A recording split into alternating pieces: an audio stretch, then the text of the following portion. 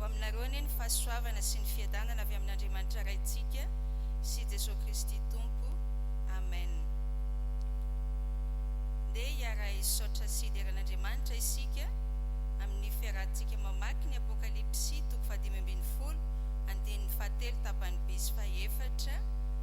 Apokalipsy 5:20 andininy 7 tapany B sy 4 manao hoe amin'ny anaran'i Jesosy.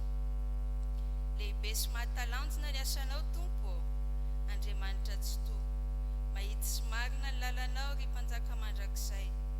Iza ny tsy hatahotra ary iza ny tsy hankalaza ny anaranao Tompo, fa ianao ihany ny masina ary ny firenena rehetra ho avy ankoaka eo anatrehanao, fa efa nahariary ny fitsarana marina nataonao.